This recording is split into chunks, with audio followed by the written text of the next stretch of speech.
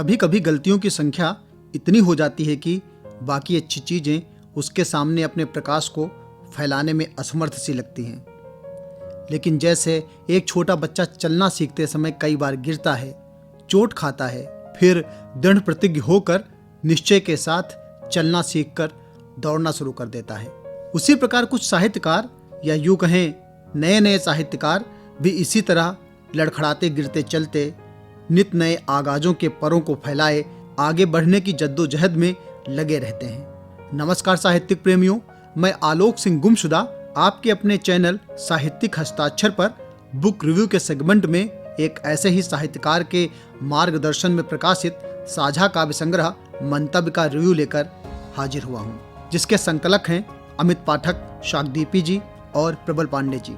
यूं तो हिंदी त्रुटियों का भंडार मिलेगा इस साझा काव्य संग्रह में, और आप शायद ही इतनी हिंदी टाइपिंग मिस्टेक्स को दरकिनार करके पूर्ण किताब को पढ़ने की हिम्मत जुटा पाएं।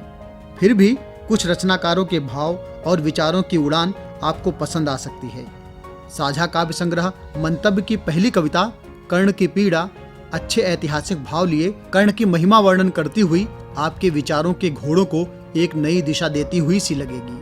अमित पाठक शाकदीपी जी लिखते हैं, लिखूं कुछ आज मैं जो लेखनी मेरा साथ दे, संभालना अश्रुओं को मेरी लिखी बात से, इतिहास हो गई जो घटना आज उसे बतलाता हूँ, कर्ण की पीड़ा से तुमको अवगत करवाता हूँ। सह संकलक प्रबल पांडे जी अपनी कविता लिखता हूँ के माध्यम से सभी रचनाकारों को धन्यवाद करते हुए लिखते हैं कि कलम के प्यारों का तो अब यहाँ मैं सार लिखता हूँ, काव्य के प्रति मैं उनका आदर सम्मान लिखता हूँ।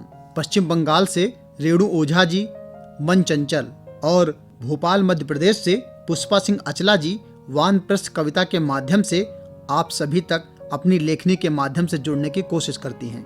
कानपुर उत्तर प्रदेश के आशीष बाजपेयी राम जी मेघ सावन के सजीले कविता के माध्यम से बादलों को बुलाते हुए लिखते हैं कि दग्ध उर की आर्तवाणी टूटते स्वर में पुकारें, आसमां के अजिर में आ पधारो लेकर फुहारें, शोकित बुलाती कोकिला तरुवर सभी हैं शोकिला, नीर नैनों से निहारो जल जमी पर अब पसारो, दामिनी की दुत विरल ले शाम घन अब तू गरज जा, तरस खा अब तो बरस जा, मेघ सावन के सजीले। चारों युगों में अंतर को बताती हुई दार्शनिक कविता के माध्यम से पेंटर प्रेम प्रजापति जी अपनी छाप छोड़ने में सफल होते लगेंगे।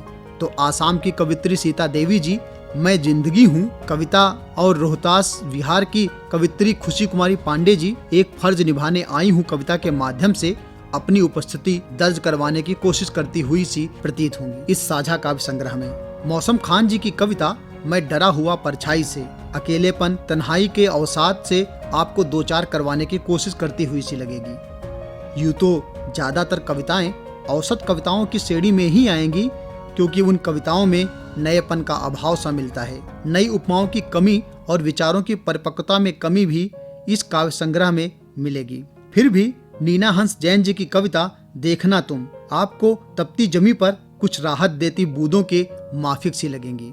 देखना तुम मेरी देह की महक से प्रेम को ही बस प्रेम मत समझना, ना ही मेरी इन बाहरी परतों की खूबसूरती में खोकर ठहर जाना, ना ही मेरे तन की पंखुड़ियों में ही उलझ जाना, जैसे किसी फूल की महक और उसके रंगों में खोकर ठहर जाता है मन। तुम किसी मधुमक्खी की तरह बिना मेरी महक में खोए मेरे भीतर मेरी आत्मा की ग्रंथियों में ढूंढना प्रेम का शहद और तृप्त होना। चंडीगढ़ के उज्जवल कौशिक जी की कविता तेरी गोद आपको माँ के स्वरूप और रूप से अवगत करवाती हुई सी लगेगी। तो अपराजिता शर्मा जी की दो समानांतर रेखाओं की उपमा लिए कविता रीत आपको पसंद आएगी।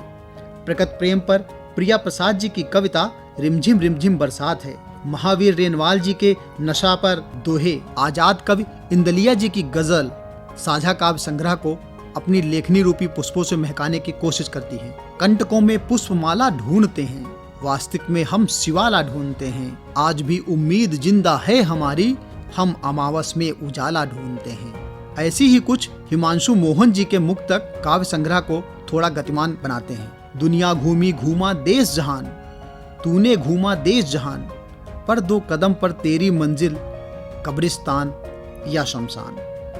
रामपुर उत्तर प्रदेश के राजकुमार दिवाकर जी अपनी कविता मंजिल के माध्यम से जीवन के अंतिम सच को बतलाते हुए से मिलेंगे। तो गजलराज गजल जी रोना आया कविता के माध्यम से जिंदगी के और कई पहलुओं को समाहित करते हुए लिखते हैं कि तूने छुप छुप के जो मारे हैं ये खंजर मुझको, संग दिल तेरी इसी घाट पर रोना आया।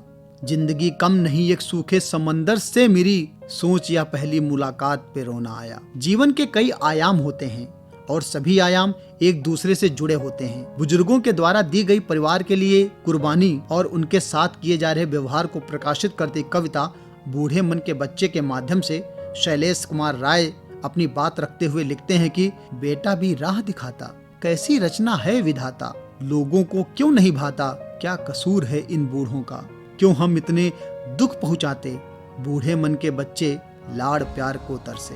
दर्द और यादों से भरी कविता कभी देखना तुम के माध्यम से अमितेश कुशवाहा जी, देश प्रेम से ओत प्रोत कविताएं पुष्पा जोशी प्राकंप जी के द्वारा मेरे प्यारे वतन और लवी साक्ष जी की कविता यह मेरा भारत देश है, सामाजिक अभिशापों पर दहेज एक अभिशाप कविता के माध्यम से अनूप अंबर जी, बीते साल बने सवाल कोरोना आधारित कविता के माध्यम से भगवती प्रसाद मिश्र बेधड़क जी, प्रकृति प्रेम और वनों की उपयोगिता पर आधारित कविता वन को बचाएं के माध्यम से राम नारायण यादव जी, तो 9 वर्ष की मधुर मंगल वेला पर सुनील कुमार जी अपनी कविताओं के माध्यम से इस काव्य संग्रह मंतव्य को यादगार चिरायु बनाने की कोशिश करते हैं। श्याम सिंह दीप जी हसरत कविता के माध्यम से प्रेम रस की बौछार करते हुए से लगेंगे, तो अनु ओझा जी की कविता आपको मोटिवेट करने की ऊर्जा देती हुई सी लगेगी।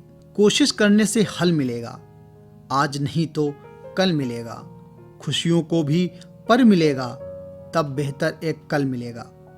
वंदना अग्रवाल निराली जी हिचकी जब आई कविता के माध्यम से पुरानी यादों को ताजा करती हुई सी लगेंगी, तो प्रदीप तिवारी दीप जी का गीत प्रेममय वातावरण बनाने की कोशिश करता हुआ सा प्रतीत होगा। अन्य रचनाकार जैसे रविंद्र कुमार शर्मा जी, कृष्णदेव चतुर्वेदी जी, शैलेश माही जी, रामकिशन शर्मा जी, मोतीलाल दास जी और अन्य अपनी रचनाओं के माध्यम से इस साझा काव्य संग्रह में अपना योगदान देते हैं। सीमा रंगा इंदिरा जी की कविता जुदाई आपको किसी पुरानी याद से फिर मिलवा सकती है। बिछुड़ना ये तुमसे चुप कर गया मुझे, बोलना चाहा बहुत कुछ गले तक आ रुक गया सब। इस काव्य संग्रह में अंतिम प्रस्तुति अर्चना मिश्रा जी की है। वह लिखती हैं कि फूल जो भेजे थे उनको इश्क में, कांटे छोड़ गुलाब सारे चुन लिए, चलना तो था इश्क में साथ ही, बीच मझधार में छोड़ सुख सारे चुन लिए। अंत में मैं साहित्यिक हस्ताक्षर यूट्यूब चैनल के माध्यम से सभी रचनाकारों को बधाई देता हूं और उनसे साहित्यिक लेखन के सफर में और अधिक मेहनत करने का आग्रह भी करता हूं। कमियां सभी में होती हैं, लेकिन जो उन कमियों को स्वीकार कर उन पर काम करके उन कमियों को दूर कर आगे बढ़ता रहता है, उनको एक दिन स्वर्णिम इतिहास का हिस्सा बनने से कोई रोक नहीं सकता। धन्यवाद। जय हिंद, जय भारत।